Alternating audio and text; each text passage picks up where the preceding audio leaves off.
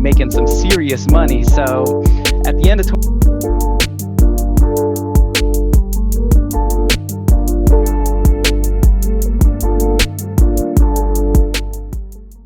All right, guys, welcome back to another episode of The Young Startup. Today, we're going to be interviewing a good friend of ours, someone that we've literally been skateboarding with for over 10 years now.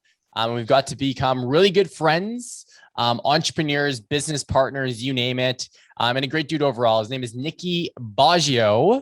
I'll get you to introduce yourself in a second here, but just to kind of give everyone a clear direction in regards to what he does, serial entrepreneur, a lot of creative ideas, but to put things into perspective, he is the owner of the FBA Studio, supporting specifically creatives dynamics when it relates to Amazon. But on top of that, a very innovative idea called Printstruct, which we'll get into the nitty gritty and the details here in a second. But go ahead, Nicky, introduce yourself, let people know who you are, where you're from, and we'll kind of go from there. Yeah. So I think you covered quite a bit of it there. So I actively run Printstruct and the FBA Studio. As you said, the FBA Studio is catered towards SEO and building the graphic and marketing side of Amazon. Helping create listings and package design and all that kind of stuff. And then Printstruct is a very unique idea. And it's currently still in the early stages, but it's very different in that we would require a lot of detail. So essentially, the way that I got started in just being an entrepreneur in general, is probably just disliking the corporate life. So I got here from Peru when I was 5 years old. I'm first generation. My parents, very, very classic immigrant story. I got here, when I was 5 years old. We were middle class back in Peru, but that's definitely not middle class here, as we came to learn. Once we got here, my dad, kind of had to do whatever he could do to put food on the table.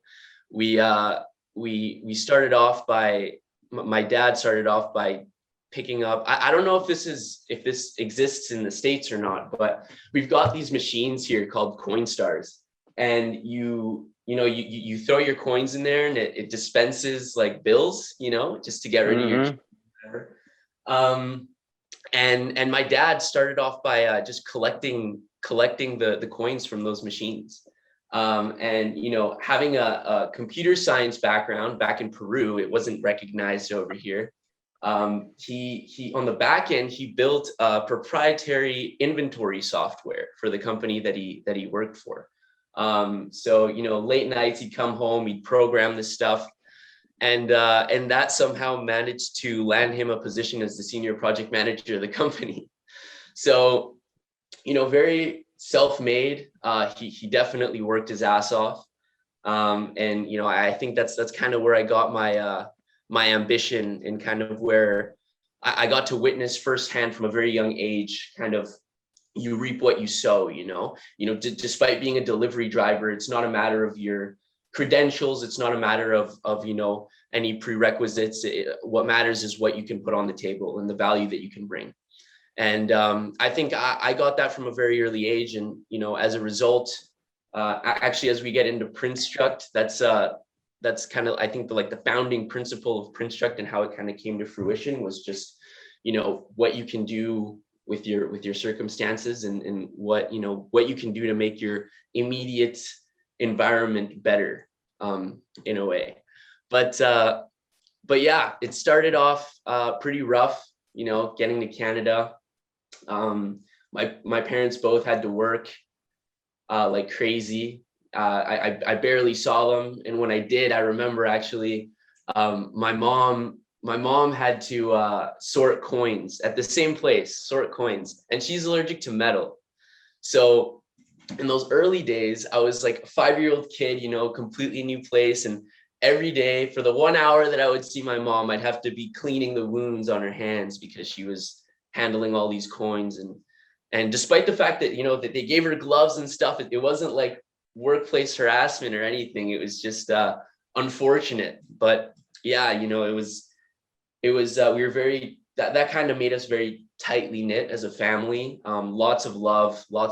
Everything that I've done, I attribute to my family. Like just seeing the struggle, it kind of makes you value your life and yourself. When at such a young age, people, you see your parents value you so much.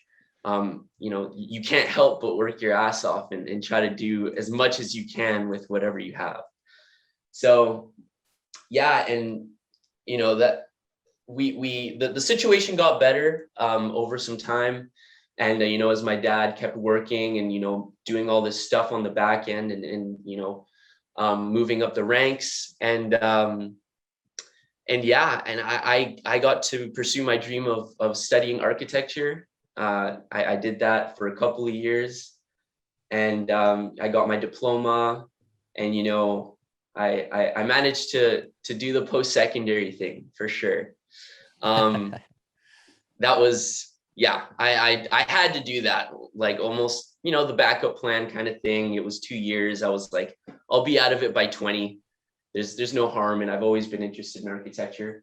But yeah, during that time in architecture, so one summer, and this is now getting into the Printstruct side of things.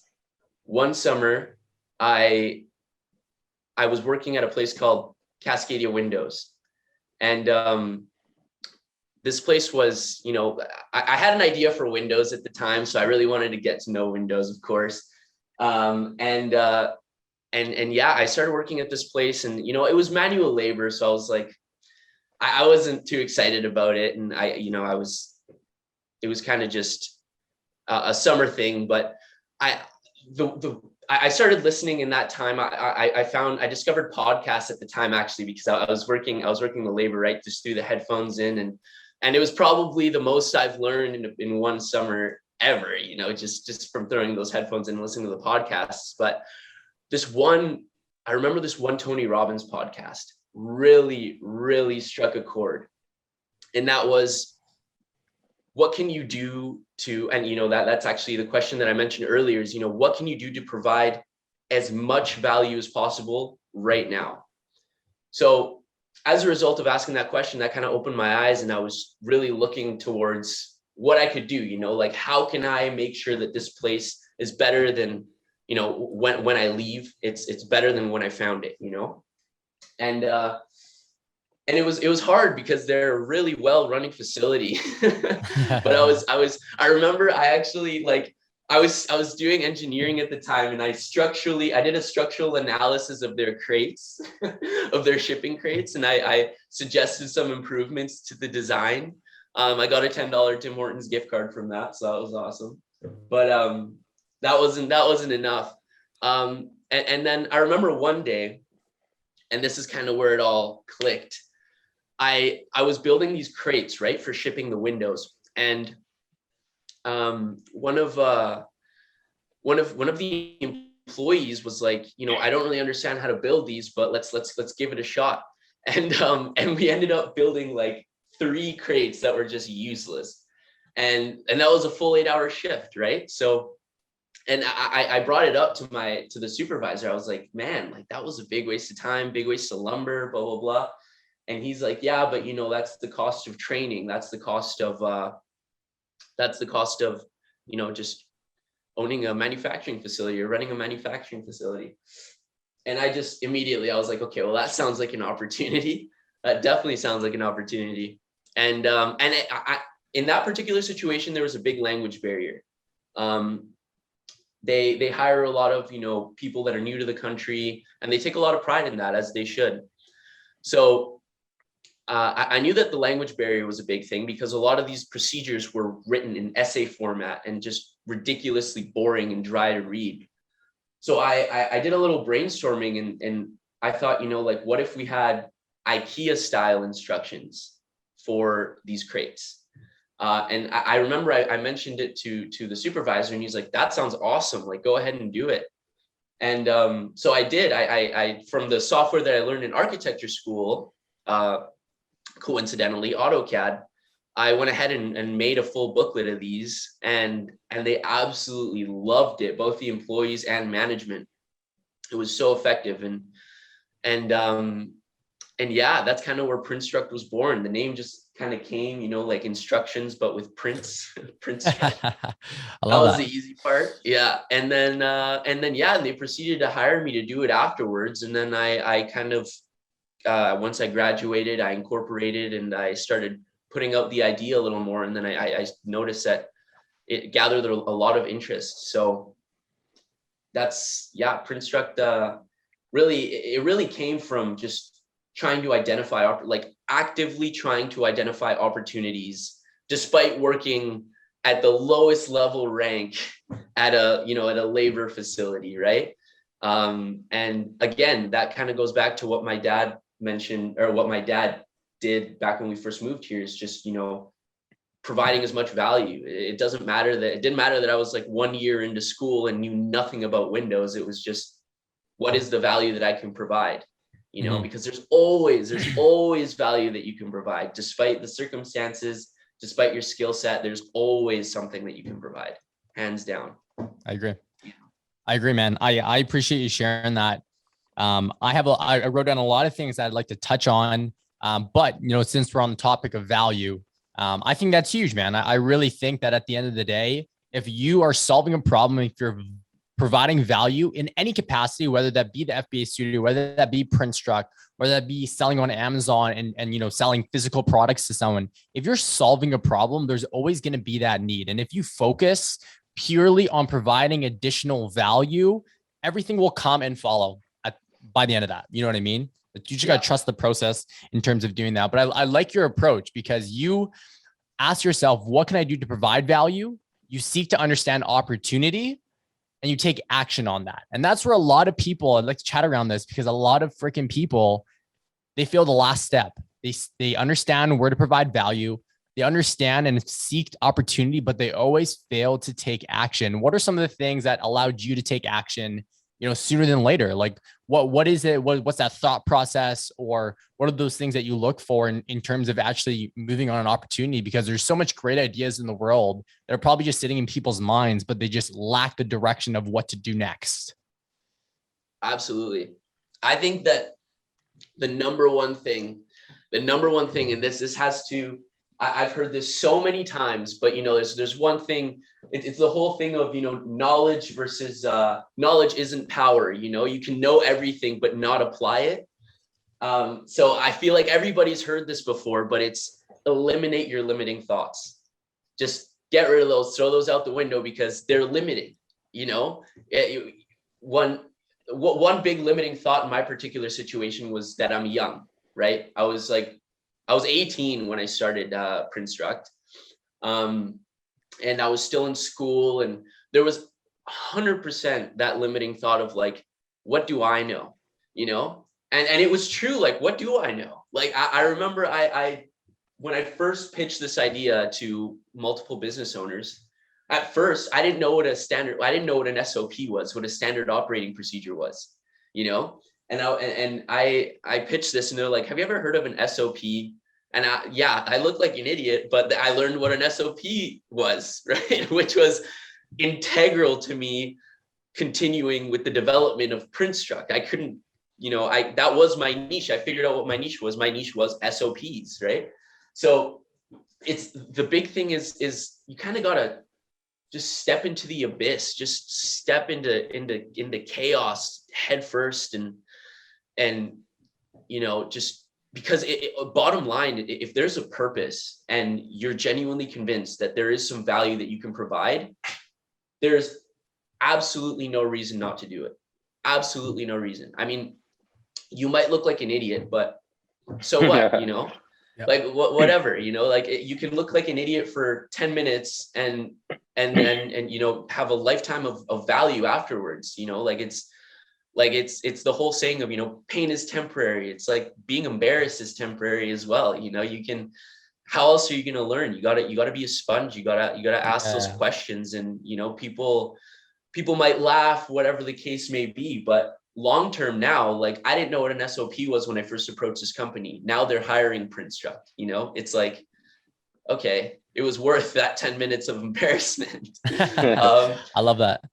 Yeah. You brought up two things, learning from mistakes, or what I should say is lead by fear and then learn from your mistakes, because that's how you develop yourself. I appreciate you because you're a true hustler. You're a true entrepreneur. You dive in head first. I love this saying specifically around entrepreneurs fall off cliffs or fall from the sky without a plan, but they figure out how to build a plan on the way down. Right. Yeah. That's what an entrepreneur does. They try to serve value, understand what value is. They seek opportunity. They take action. They make mistakes and they redo it. They get back up. And I think you're a prime example of that. So I appreciate you sharing that. In regards to, going back on your story, we kind of just brushed off on that, but I want to resonate with you because Eric and I come from, honestly, now that I've heard it, which is crazy because we've known each other for so long, but we never really talk about our personal lives. We're just too busy. We're indulged into our work, but we share exactly the same story in a way that, my parents were first round immigrants. They came here, they were fighting to put money on the table, working delivery jobs, living in, low income housing, you name it, they did it, and they did it for us. Right. And now they have lots, I don't want to say lots of money, but they've supported themselves. They've supported us. They've brought us up now. And now it's a flip of a switch. Now we're helping them to do more, but we're taking a different route. So one thing that I want to chat with you about was, what did your parents think of you diving into entrepreneurship instead of, taking the traditional route, going to school? Because you chatted about that. You got a job within the architect field, but then you left to pursue your own thing. What was that thought process? What was that conversation like with your parents? Was it difficult? Was it hard? Did they understand? It is so funny that you bring that up just after mentioning the whole airplane analogy, because that is exactly, I'm not even kidding. I think I might have seen it in an Instagram post, but it was just such a good way of articulating the situation I was in at the time. My mom was like, just, you got to get a job. You got to get experience, and absolutely, experience is never a bad thing. But I remember I told my mom, like entrepreneurs jump off a cliff and they build an airplane on the way down. Like that's how it goes. So to sum it up, that's how that particular conversation went. But they definitely, and that's also why I finished my diploma, because I was genuinely interested in architecture. I still am. I design houses on the side. It's a great and really fun, noble profession. I love it. But so I did attend school, one, to have that plan B, so my parents could have a little peace of mind, but also because I was genuinely interested and I wanted to know how I can make a drawing into a fully built house. So there were two sides to it, but even if I had studied whatever they wanted me to, I would have done it, because I felt like I almost owed them a debt, considering the fact that they restarted their lives at in their early 30s just to give me better opportunities.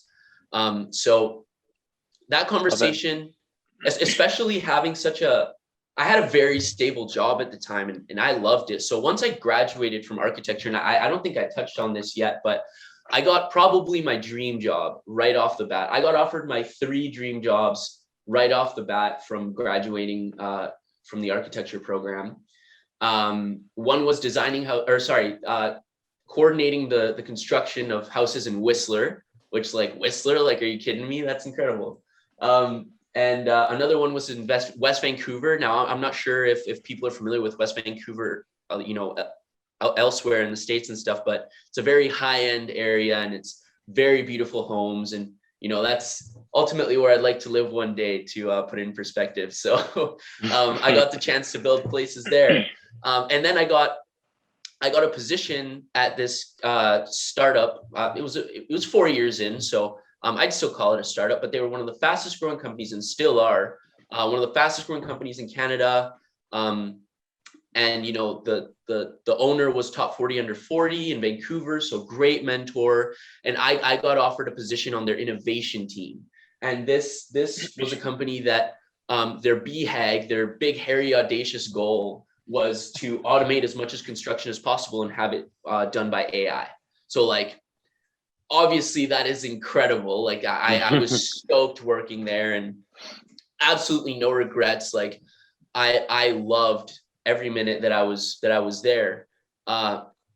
And I learned so much, and I don't think I would have been able to have as much success with the current businesses that I have if it hadn't been for all the stuff that I learned there. But I think the corporate life was a little bit too secure for me. That's kind of when I had the realization. I was like, this is the best job ever. Like, this is so awesome. I get to go to conferences. I get to meet all these amazing people. I'm literally on the cutting edge of construction technology. And I'm still like getting bored every now and then. So like, I was like, okay, like that's it for me for corporate lifestyle. And another big factor for me was the freedom aspect. I just couldn't fathom the fact that I would have 2 weeks of vacation every year. not that I don't like not working, but simply because I love traveling. And when I travel, I work now, but that wasn't really the case with this particular job. So that was a huge contributing factor as well. It's like, okay, so in my 20s, throughout the whole, throughout my entire 20s, I'm going to have 20 weeks of vacation time. I was like, no way. I want to go to Thailand for 3 months. I want to work from cabanas, whatever. So that was another contributing factor. And so I had this very stable job, very, very, promising in that, the future was so bright for the company, for myself. I was very young. I had incredible mentors. Aubrey Tucker, he was the leader of, he's a senior product manager at Autodesk now. So, he's an incredible guy, just so smart. Mike Marley, he's the principal at Etro Construction. Again, such an incredible entrepreneur. Like I was surrounded by all these amazing people, but I felt like I had more to me, so that's kind of, and then COVID hit and, all that stuff happened. So I ended up working on Printstruct.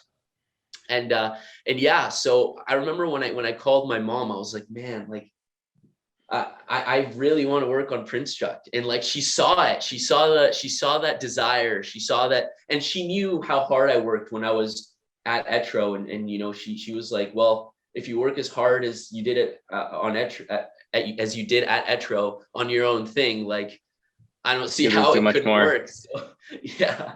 So, and you could do so much more. So they definitely had faith in me by that time. So it was a much easier conversation to have, but it was the whole security aspect was definitely a thought for them, a big one. But now everything, it's all working out, and it's so amazing to see like that, how stoked they are, how happy they are that it's all working out. And because, there's definitely like, because when you're in somewhere like Peru where there isn't as much opportunity, like here, there's opportunities left and right. It's ridiculous in Canada. And I almost felt like I had to take advantage of that being here. And I feel like they took that risk on their end so that I could take advantage of these opportunities. So they kind of recognized that, they saw that, and, that made the conversation a lot easier for sure. But there was some convincing. Yeah, man, I love that. I think, a few things, and I've been trying to get some things in, but you just keep talking, which I love, because, I can feel the desire and the passion. I do that a lot. And how much you love what you do. And, one thing that I think a lot of people should take away from this conversation, and you didn't say this directly or anything, but, I think the way that you look at opportunities is very unique. A lot of people look at it as, I just got to do this to make money. But you were like, what can I learn here? Who can I meet here? What can I do here that makes me better? How can I provide value that makes me better? Because at the end of the day, like, again, it's your network. Your network is your net worth. how you provide value is how you sell anything, right? And then on top of that as well, it's just the experience as a whole. Like you looked at a labor job because you were interested in Windows, for God's sake. You had an idea for Windows. And then you figured out something completely different. But if somebody goes into that workplace with the mindset of like, oh my God, like I hate being here, they're going to completely shut their creative side of their mind completely down to be able to figure out anything, right? You would have never figured out probably that if you were very narrow-minded and you were just there to make a buck. So you rose into that opportunity, and now look at where it's got you, right? You found a unique idea to build SOPs for companies to increase efficiency for work. And I think that's a huge, huge, huge problem to solve. It's just a matter of time till it, really picks up for you. But on top of that as well, like you looked at architecture, you had opportunities, you had 3 jobs lined up, good on you for that. But I know what you learned at architecture allowed you to do what you're doing at Printstruct, what you're doing with the FBA Studio as well, right? Being able to bring out that creative side of things. You had 3 job offers. You went to the one that was probably, obviously the most interesting, but didn't have as much of a structure, I would imagine, right? It was a lot of like, what can I do? So you're again putting yourself through that ringer, figuring out where that opportunity is, and then again finding those mentors, finding those people that you can look up to. And I never heard it once in there that you hated to work at any of these jobs, regardless of what job it was. You never said once that you hated it. So that goes a long way, because even me, like I was the same way, but I said I hated my job all the time. Like I hated going to work. I hated working 12 hours a day. And I think that closed off a lot of opportunities for me. And I think, one thing that Brian and I talk a lot about is like, find the right 9 to 5 and find a way to make it worth it, right? Because you can learn something from everyone as long as you're willing to do it. And, if you're willing to be, or if you're wanting to be an entrepreneur, make the mistakes and learn on somebody else's dime before you go ahead and make that happen. So my question to you, and that was just my synopsis of this previous conversation that I haven't chimed in on. But my question to you is, when you finally made the step to be like, okay, I want to go do much more, right? I want to go do much more. I want to be my own boss.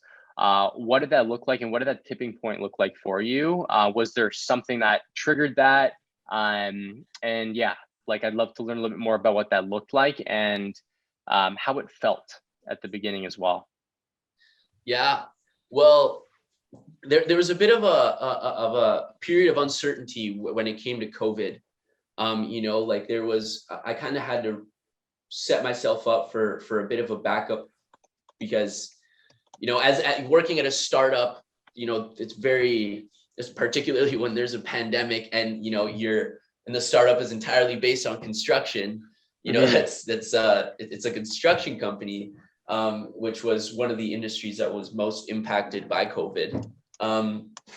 You start, I kind of had to prepare myself a little bit. So I definitely thought like the universe is setting it up for me. Like I was so on and off for so long, like, should I make the leap or not? Because there was just so much cool stuff happening at Etro. Like it was so hard to leave. Like as soon as I'd be like, okay, I think I'm ready to leave. Boom. Like, oh, why don't you, guest lecture at a university in Ireland? It's like, are you kidding me? That's so sick. Like, how can I not? But yeah, when COVID hit, that was kind of like, okay, it's like now or never. I'm going to be working from home. I have a good amount saved up. I think I had like 8 months to save up, 8 months of living that saved up. So I could live off of my savings for like 8 months. So gave me a bit of a window for figuring things out.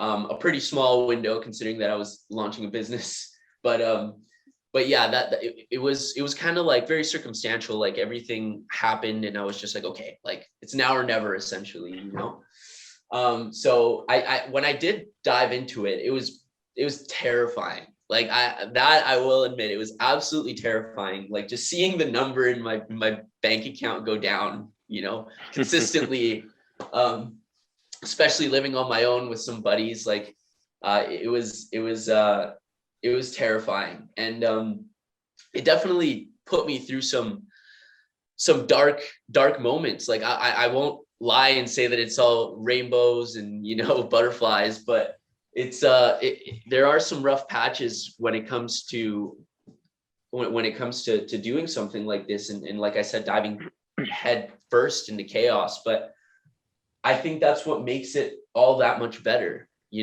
I think there would be no pride, no nobility in doing it if it was super easy.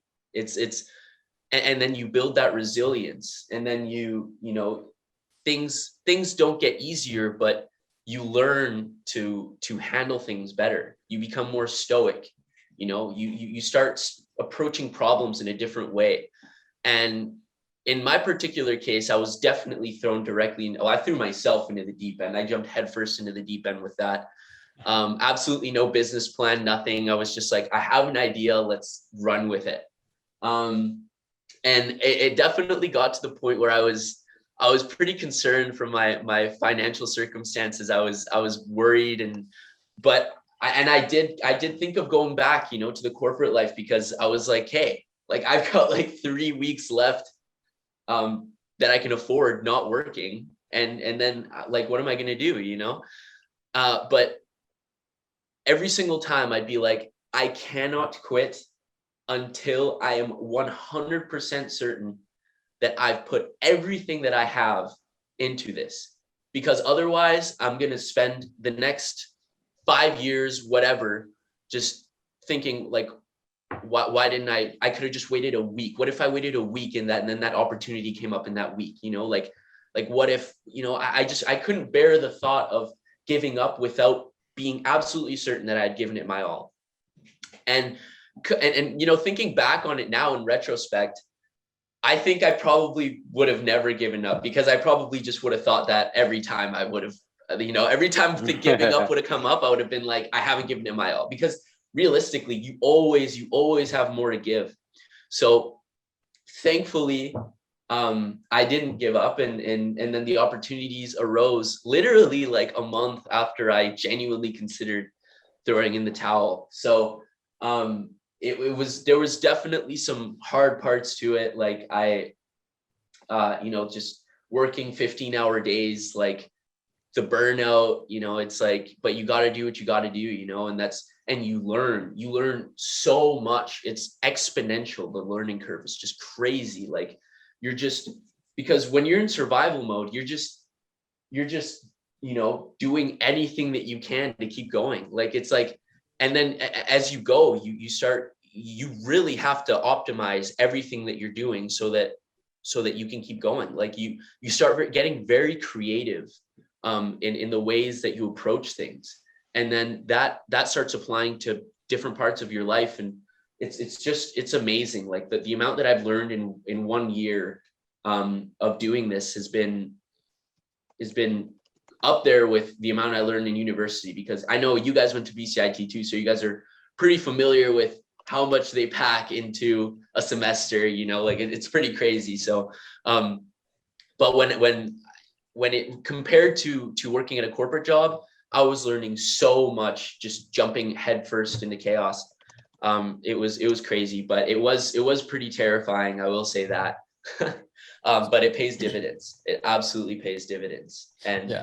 For anybody that's currently in that dark spot, like, just make sure you've given it your all before throwing in the towel, because you've come this far. Mm-hmm. You got to be certain that you've given it your all, because if you give up easily, then you're not going to get very far ultimately. So yeah. Build that resilience and keep pushing through. If you give up, if you are one to give up early, you're not a true entrepreneur at the end of the day. Everything that you were saying there, Nicky, like, I think you resemble a prime example of someone that's going to make it. You trust the process. You understand the problem of serving problems and providing value in order to solve that problem at the end of the day. And that's what business is, right? I want to chat around something though. You chatted around, working 15-hour days, being in survival mode, just absolutely crushing it. What do your days look like now? Like 15-hour days. We recently had someone on a group call, and he was chatting around going from an entrepreneur to a CEO, right? And that was that process of doing everything And this is just so that everyone knows, this is, it's almost like a life cycle of an entrepreneur at the end of the day is what it is. Everyone starts off as an entrepreneur. Everyone starts off with an idea and they know that they need to commit as much time as possible in order to make that idea come to life. When things start to work out well, you start to outsource, you start to delegate, and that's when you become a CEO. What does your life look like now? And how did you kind of go through that life cycle, so to speak, and step away from working crazy hours, burning yourself out? Because when you're the only person that is providing income, as in you're in control of your income at this point, there's no one else that you can essentially lean on other than, clients and customers and things along those lines. You get put into a position where you truly need to figure things out, right? Especially at scale. You can't do everything yourself. So let's talk about that. Let's talk about the process of the mindset you've gone through, the process you've gone through there, and how you've been able to evolve. Because now I know that you're not 3 weeks left to literally throwing in the towel. You're doing very well for yourself, right? Thank goodness. Yeah.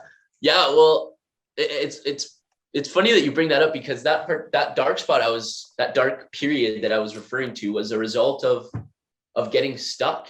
And I became a freelancer for a little bit, of that, undercharged way too much. So I was, I gave myself that 8 months of a bit of a grace period. And I said, okay, I'm going to figure out all my procedures. I'm going to figure out how this business is going to function so that by the time I'm ready to take on work, like it'll be a running machine. Unfortunately, I overestimated how much I knew about operations and in that side of things. So I found myself just doing a lot of side jobs, and I got stuck in that. And as a result, I was just working like crazy, trying to build this business, build the website, build the social media, do the work itself, build out our procedures, thinking long-term goals. Like, I was doing so much and I wasn't outsourcing absolutely anything. And that was a big mistake ultimately, because not only did that cause burnout, which seriously limits your creativity, but it also, it takes a serious toll on your mental health, on your morale, on you just, it's just, I would not recommend it at all. And, sometimes in that case, it's good to start with a full-time job, I think. So you're not completely in that survival mode. But particularly in my case, I was very hesitant to start outsourcing work, particularly because the FBA Studio, which was the business that I started working on towards during that dark period, it's very creative. It's graphic design, it's all that kind of stuff. So it's like, it's so hard to outsource that kind of stuff and get the quality standard, establish that quality standard and make sure that everything that all of your output is up to that quality standard. It's like, man, it would freak me out. I didn't even think about it. I didn't even consider it for the longest time. And then obviously I was like, okay, well, this isn't sustainable. So we started getting a ridiculous amount of work. Like, obviously, we were getting really good results for our clients, the FBA Studio, like high conversions on their listings and really good feedback. So, naturally we got a lot of interest and we were getting a lot of referrals. And at the time it was I, but now it's we. So it eventually got to the point where I was like, okay, like I have to outsource. So my biggest priority was quality across the board, the value, because I don't think a business can survive without providing the value. That's the most important thing. I think the money is a side effect of the value that you provide. So I made sure to, when we did hire someone, I would have all of our quality standards, everything, our procedures, everything would be set in stone. So our employees would know exactly what to do, how to do it, and how to, make high converting listing content and beautiful packaging and whatnot. So building out all that, taking that extra time to build out all those quality procedures, all those quality standards, all that documentation, and, building out a project management board, all that kind of stuff, totally paid dividends, because I built all that stuff out. And then by the time we hired, it was crystal clear what our motives were, what our quality was. And we were able to keep it consistent. There was a little bit of a hard period, fine tuning that kind of stuff. So because when I'm the only person reviewing all the stuff that I'm doing, it's kind of hard to put it in perspective, but it took some time to fine tune it and make it great. But, there was some time where I had to work quite a bit, because I had to work on the operations and start building out the infrastructure for the business.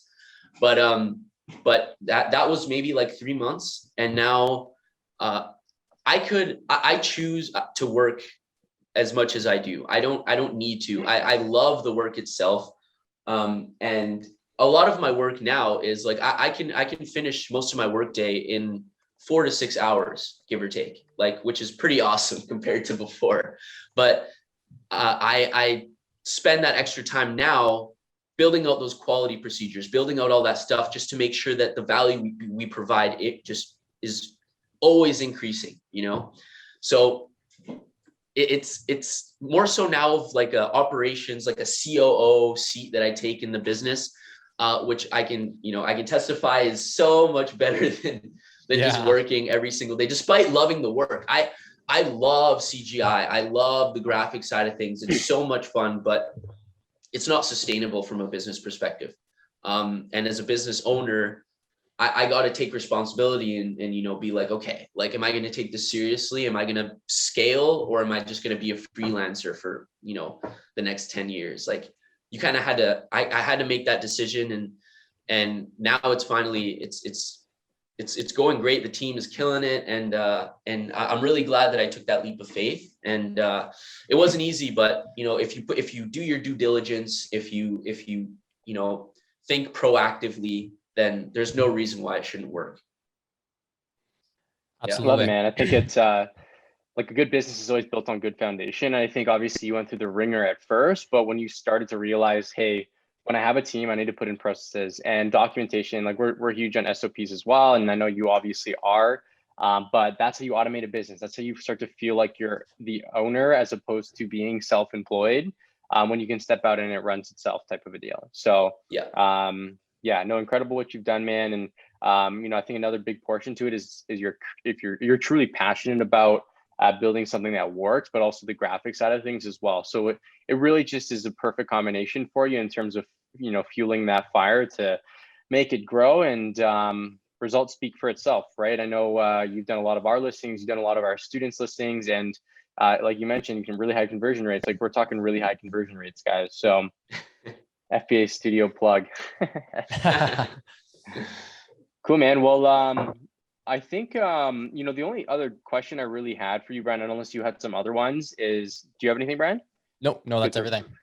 Cool, Nicky. Yeah, it's been great, man. The last question I have for you, we always ask at the end of our episodes, but, looking back at where you are now versus to when you first started, or, even you as a little kid, wanting to get into the workforce, what's one tip, what's one piece of advice you would give yourself that would make your life a lot easier, or had made your life a lot easier, that you knew from the get-go? Interesting. I think there's so many things. I think